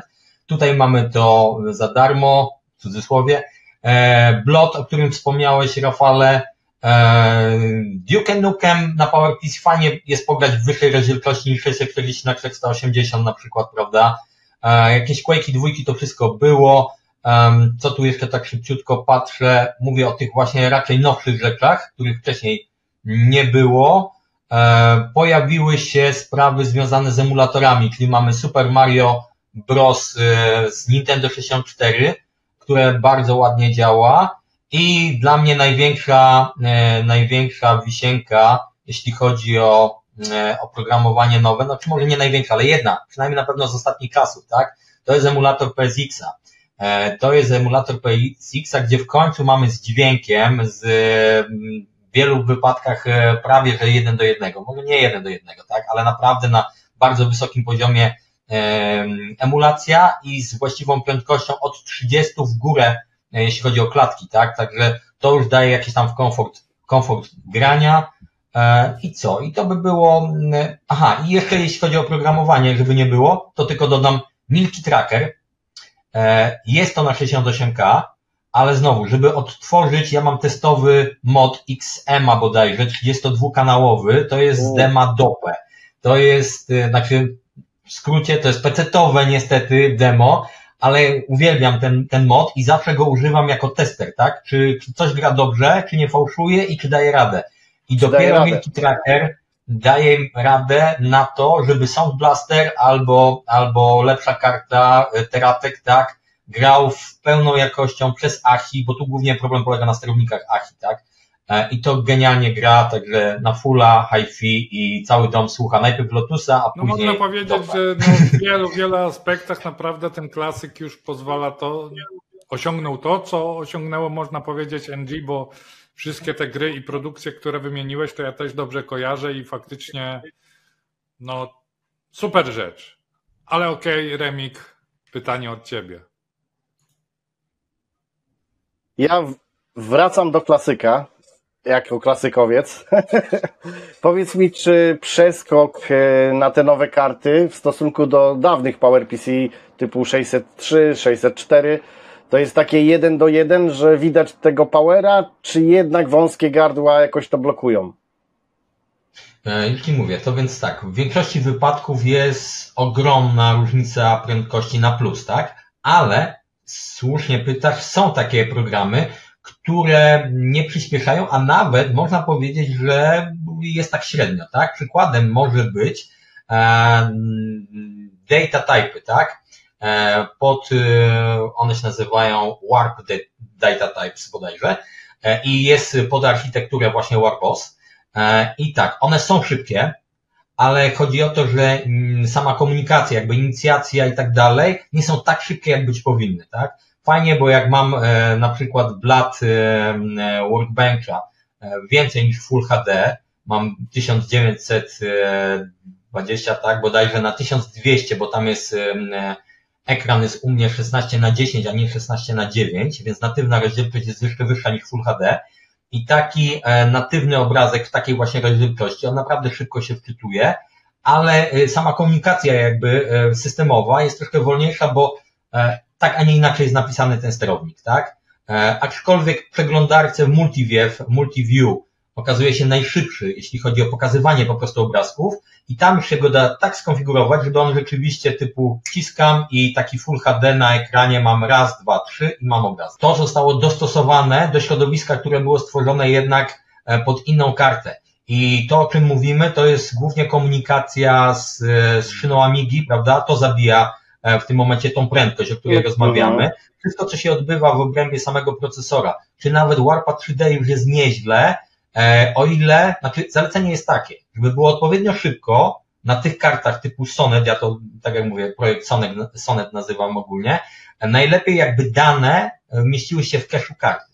Wtedy jest idealnie, bo wszystko jest w stanie się komunikować w obrębie mostka, prawda? Jednak na przykład z grafiką i tak dalej. Stara karta miała procesor 68K i PowerPC na jednej płytce, jeden RAM, a tu jednak to przechodzi przez te PCI i tak dalej, więc są jakieś tam hamulce. Ale generalnie jest dużo szybciej. Ale ja dorzucę jeszcze jedno pytanie, bo też mi pasuje, więc przeskoczymy. Jak wygląda ta wydajność względem tych takich nowych rozwiązań typu Warp, typu P-Storm, etc., etc.? Co? Znaczy tak, no Warp w zasadzie tu sprawa jest prosta, bo to jest po prostu 0,60, która daje odpowiednio większą moc, ponieważ jest podciągnięta do zegara tam powiedzmy w okolicach 100 MHz, tak? Więc no nie oszukujmy się, to jest dużo wolniej, tak? Aczkolwiek jest mnóstwo oprogramowania na 68K, którego nie ma na PowerPC, więc wiemy dlaczego warto mieć 100 MHz, a nie tylko 50 MHz, tak? P-Storm jest już taką ciekawszą konstrukcją, jeśli chodzi o taką zabójczą moc, tak? Bo on rzeczywiście ma taką, tak jak mówię, taką brutalną, chamską moc, aczkolwiek jak próbuję porównać, to są rzeczy, gdzie P-Storm będzie nawet lepszy, tak? To są na przykład Tomuś, pozdrawiamy. On czasem jest ostrym tutaj zwolennikiem tego rozwiązania, pomaga w testowaniu między innymi i czasami wymieniamy się jakimiś tam spostrzeżeniami i odtwarzanie filmów. Tu przewaga jest taka, że tam rzeczywiście oprogramowanie, które jest na 68K w zasadzie pozwala na więcej niż to oprogramowanie, które jest pod PowerPC, dlatego że oprogramowanie pod PowerPC po prostu stanęło w miejscu 20 lat temu I chociażby prosty przykład, że pod 68K jest player MP4, który jest dodatkiem do pakietu FFmpeg. I w przypadku 68K ktoś to skompilował, w przypadku wersji pod PowerPC, pod Warp OSa tej części niestety ktoś nie skompilował. Także tutaj jak mamy YouTube'a, a ja na przykład bardzo lubię oglądać jakieś materiały typu muzyka, teledyski, już na studiach robiliśmy to, MPEGi jedynki leciały na mojej Amidze, tam teledyski się słuchało, oglądało, to samo robię teraz, ściągam sobie z YouTube'a i konwertuję to na MP2, bo to jest taki najfajniej to wychodzi, najlepszy bitrate mogę tam dowalić, a to daje tak naprawdę najlepszą nie rozdzielczość, tylko bitrate. A jeśli chodzi o rozdzielczość, to Pistorm potrafi więcej w tym momencie, bo jego oprogramowanie po prostu na to pozwala. U mnie ograniczeniem jest odtwarzacz AMP2, który Amidoga, by the way, który najlepiej sobie radzi pod Sonetem, bardzo fajnie obsługuje overlaya, tak, więc mogę dać sobie na przykład rozdzielczość, znaczy bez względu na rozdzielczość filmu, puszczam na ekran pełny, tak, czyli to moje 1920 na 1200, tak, i mam pełniuśki ekran i to wszystko, piksel tam nic nie rozmywa, jest elegancko, tak. Także Pistorm na pewno ma potencjał, bo jeszcze tylko rozwinę, że po prostu on będzie z czasem jeszcze szybszy, nie oszukujmy się, bo on ma takie możliwości. A my raczej na razie nic to nie zapowiada, co nie jest wykluczone, bo skoro można na PCI, to można no, zrobić. Fajnie, pytanie, kto to będzie weszliśmy robił. w następne pytanie, płynnie. No Czy właśnie. uważasz, że wraz z dopałkami na G3, G4 możliwości jakby doposażenia Amigi klasycznej sięgnęły sufitu, czy widzisz jeszcze na horyzoncie coś, co można by dołożyć i w efekcie dać tej przyjaciółce jeszcze większego powera? Jasne. To znaczy tak, pierwsza sprawa jakby zegar, tak? Tutaj pewne możliwości nawet teraz są bez zmiany sprzętu, ponieważ na przykład range, która karta, Ragnarok ma napisaną taką pchełkę, programik, który pozwala na overclocking programowo. Czyli możemy sobie zmienić zegar spokojnie z 800 MHz, które ma tam nominalnie ta karta i ten procesor G3 i możemy nawet pojechać pod 1 GHz. Oczywiście zapewniając odpowiednie chłodzenie i prąd, prawda? Nie pamiętam, czy ja próbowałem 1 GHz, na pewno próbowałem 900 coś, dawało to radę, ale wbrew pozorom niewiele jest rzeczy, które skorzystało z tego dobrodziejstwa i to robiłem przy okazji testowania niektórych tytułów na PSX-a, bo tam rzeczywiście są takie tytuły, gdzie na 800 MHz one fruwają, a są takie, które widać, że brakuje im mocy. To też jest kwestia optymalizacji samego emulatora i jakości emulacji, ale dodanie tam mocy pomaga i wtedy ten overclocking bardzo fajnie się sprawdza. Tu jeszcze tylko dołożę, że Apocalypse dosłownie parę dni temu któryś z użytkowników, chyba Wrangler, podał przepis, jak można sobie usuwając odpowiednie rezystorki, czyli ustawiając zegar jak ze starych dobrych czasów, prawda, jak można zmienić taktowanie tych kart, które standardowo mają taktowanie 450 bodajże megaherców i można spokojnie tam sobie ludzie piszą pojechać do 600, mam tą kartę, więc na pewno to sprawdzę. 600 a 450 to już się poczuje, tą różnicę, tym bardziej, że to jest G4. I właśnie a propos tego pytania, to świetnie się tutaj wpisuje w to. Dlaczego? Mamy G4, jest tam Alt-Witek, jak to się mówi? Pomówcie. Altivek, właśnie. Człowiekowi odejmuje języka. I to jest dość potężna broń, którą można by na pewno wykorzystać, ale znowu, trzeba napisać oprogramowanie, tego nie wykorzystuje, były próby, nie był tworzony w czasach, gdy nie wykorzystuje, aczkolwiek wiesz co, w którymś tam środowisku deweloperskim, chyba pod MOS-em, tak jak pisze Cowcat w tym środowisku, prawda, jest tam gdzieś opcja zaznaczenia tego Altiveka, ale nie udało się jakby zmusić albo mieć zysk z tego, tak? Także tu jest sprawa otwarta, tu jest furtka i to bardzo duża, bo jak wiemy, do na przykład odtwarzania filmów to mogłoby dać potężnego kopa, prawda? Tylko trzeba po prostu zrobić na przykład nowego M-playera. I moc jest, a mogłaby być jeszcze większa To jest raz, bo można też overlocking i trzecia w zasadzie sprawa, która jest otwartą furtką i która też w zasadzie jest załatana, mianowicie tu pewnie się uśmiechniecie, to jest to, że obecnie działamy na Voodoo trójce w sensie takim, że tylko ta karta oferuje wsparcie 3D, prawdziwe wsparcie 3D. Radeon 9200, one są obsługiwane, ale nie mają wsparcia 3D pod niestety Amiga OS 3X, tak to nazwijmy, tak? I tu brakuje tych sterowników i brakuje tej ilości wideo RAM, którą oferuje Radeon 9200. Jak powszechnie, oficjalnie nie wiadomo, taki sterownik funkcjonuje, został stworzony, prawda? Niektórzy nawet tam czasami zdradzali, że go mają i nawet pokazywali, że działa, ale ogólnie rzecz biorąc nie jest dostępny dla zwykłych zjadaczy chleba, więc ja jestem zwykłym zjadaczem chleba, nie mogę się pochwalić. Nie posiadasz. Aczkolwiek da się troszeczkę obejść ten problem.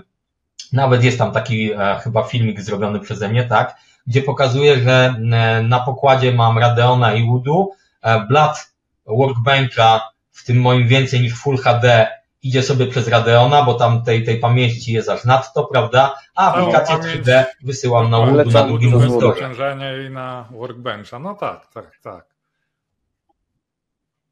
Dokładnie. Okej, to kolejne pytanie ode mnie. No bo generalnie rozmawiamy o tych kartach i to jest takie rozwiązanie dość niszowe w stosunku do na przykład Amigi One nawet, tej nowej generacji. Jak myślisz, skąd się bierze ten zamysł? Dlaczego tego jest tak mało w stosunku nawet do Amigi One, której też jest w sumie mało? Wiesz co, to się po części chyba łączy z tym, co Rafał wcześniej pytał, prawda? Dlaczego Amiga OS 3X, prawda? Dlaczego nie Amiga OS 4 i tak dalej? Ja tylko podpowiem, że tak, Amiga OS 4.1 Final Edition bardzo się cieszyłem i dalej się cieszę i uważam, że to jest świetna sprawa, że wydali to na Blizzarda, PowerPC, na Cyberstorma, czyli wydali to na klasyki, prawda? W ogóle mnie to zaskoczyło, że im się chciało, że można i że to działa. I to działa całkiem fajnie. Są aspekty, przede wszystkim właśnie oprogramowania, które są dostępne na Amiga OS 4.1, a których nie ma. Sterowniki dla Radeonów, chociaż nie wiem, czy w wersji na klasyka, tak? Ale...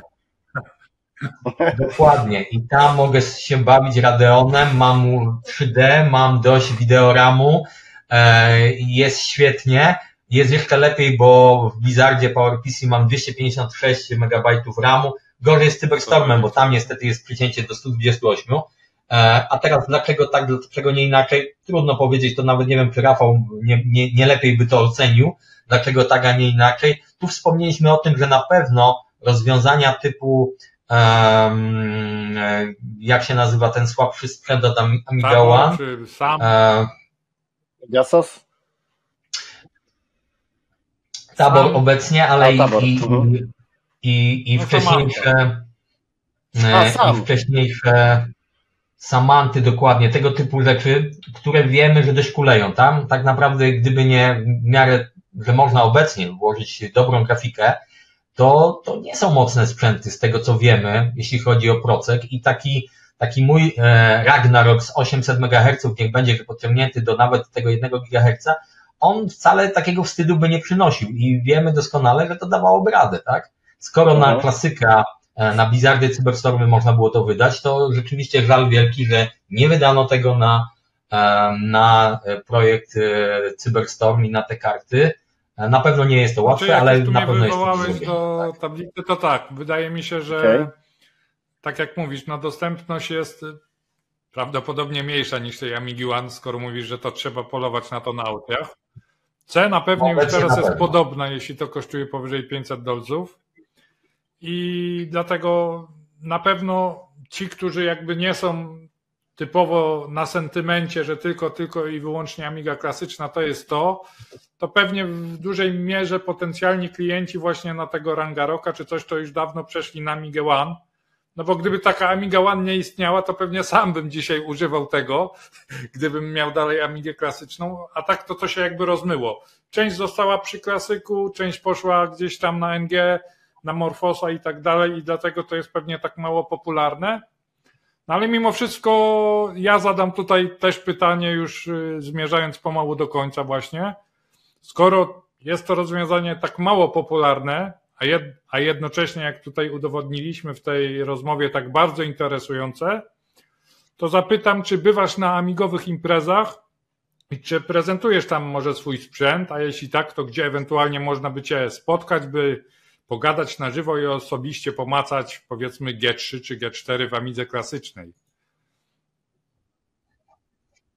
Okej, dobrze, że powiedziałeś, że pomacać G3, G4, dobrze, już odpowiadam. Znaczy, zanim przejdę do tego, to tylko może uzupełnię, że tak, karta Apocalypse, która oferuje 450 MHz i dość skromną ilość pamięci 128 MB RAM z możliwością do lutowania, i to już goście też opracowali, sprawdzili, tam dość prosta sprawa, można zrobić sobie 256, jak się umie posługiwać lutownicą. Karta jest dostępna i nie kosztuje kosmiczne pieniądze, bo w okolicach 100 paru, 120 bodajże dolarów jakoś tak ostatnio było, więc to są ludzkie pieniądze, ale oczywiście tu Rafał ma tyle rację, że jest mnóstwo rzeczy, które trzeba mieć jeszcze do tego, tak? Amigę 3000, 4000, trzeba mieć mostek PCI. Tu jest pewna rzecz, która pomaga, mianowicie coraz bardziej popularne są reamigi, czyli reimplementacje między innymi Amigi 3000, 4000, nawet z kośmi AA, prawda, i tak dalej. I jest również w ramach tego mostek, rozwinięcie mostka Prometeusz, tak? Czyli Firebird. I dzięki temu kilku ludzi ostatnio na PPA się pojawiło z tymi mostkami, zakupili sobie właśnie te karty Apocalypse i w tym momencie, jeśli masz to wszystko inne, to nie jest drogi zakup. I można liznąć tego, można zobaczyć, czy nam się podoba, czy nam brakuje ramu, czy chcemy mocniej. Także jakaś tam szansa jest, ale oczywiście cudu nie ma jakiegoś skoku, że tam nagle tabuny ludzi i tak dalej, bo jest jak jest, tak jak oceniłeś środowiska. I mojego pytania, gdzie to można pomacać, to ja już teoretycznie pomacałem, a w zasadzie widziałem, jak chodzi na tym Quake 2, bo oczywiście nasi przyjaciele od Warpa z CS Labu mają tych reamik, narobili sobie całe tabuny i mają też takie czwórki, więc tam prezentowali, jak to działa w działaniu, ale mówię tak ogólnie to pytanie pod kątem naszych widzów, Andrzej, czy gdzieś tam można cię spotkać i to zobaczyć. Wiesz co, zdarzyło, przyznam się szczerze, tylko 2 razy wyjechałem z garażu, w cudzysłowie, spokoju, przepraszam, tą moją Amigą 4000 z tym sprzętem i raz rzeczywiście byłem w Tarnowie u recenzenta, tak, na jego cyklicznych imprezach, która notabene ostatnio jedna z nich się odbyła nawet w Rzeszowie, więc to było raz. Drugi raz to też było takie spotkanie amigowe w Rzeszowie. Słowem, bywam czasem na czymś, ale to najczęściej jest Chełm i AmiParty, ale tam jakoś tak, no mam po prostu takie podejście, że staram się jednak jakby wolę ludzi, tak? Tak rzadko ich widzę, jak się wyrwę, bo zawsze mam... No, nie chcę się już tachać. Powiem tak, jeśli ktoś rzeczywiście tam by chciał, kwestia sygnalizacji i oczywiście to jest do zrobienia, tak? Ja przyznaję, że troszkę lenistwo mną kieruje i to, że na pewno trzeba będzie chwilę jeszcze to tam, bo to jednak jest kanapka nawet w Amidze 4000, tak? Tak. Więc pomimo tego, że mam to poskręcane i tak trzeba będzie coś tam jeszcze dopatrzeć, więc a później, znając mnie, będę się bał, żeby ktoś nie wylał mi piwa, czy coś w tym stylu, ale jak najbardziej sprawa jest otwarta i słusznie chyba nawet o tym mówisz, bo najlepiej właśnie chyba w ten sposób tak promować, czyli wychodzić z tym do ludzi. Tak. Ostatnie pytanie, takie najbardziej od serca. Czy masz coś do powiedzenia naszym widzom? Kogoś chcesz pozdrowić? Bo w zasadzie dojechaliśmy do mety. Słuchajcie, bardzo dziękuję za zaproszenie. Jestem dość nawet zaskoczony tym. Myślę, że sporo zaryzykowaliście, zapraszając gościa, którego nie widzieliście na oczy. I mówiąc szczerze, to tylko pech was uratował przed dowcipem, który miałem wam zrobić. Właściwie teraz to mogę zdradzić, najwyżej to wytniecie. Była zamówiona peruka, wąsy, takie straszne okulary, koszula równie straszna, taka Hawaii i w ogóle nie wiadomo co. Miałem być blondynem, w stylu takiego Czecha trochę. I ogólnie miałem zrobić parę gaf na początku, czyli jakiś tam, nie wiem, taki zużyty tampon podnieść, tam wykopać kota w brutalny sposób, Szkoda, że nie wyszło. robić jakieś dziwne miny, dłubać w nosie i tak dalej, sprawdzić was, jak będziecie reagować. Taki był pomysł, przyznaję. No niestety przesyłka nie dotarła, nawet dzisiaj byłem na mieście, nie znalazłem tego, nie ma Ale jak dojdzie, to zrobimy przebitki.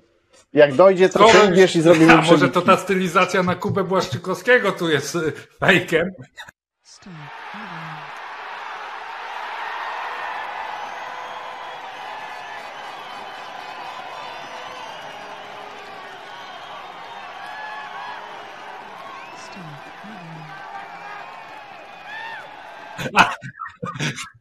Właśnie, nie może możecie mieć tamto jest pewności, prawdziwe.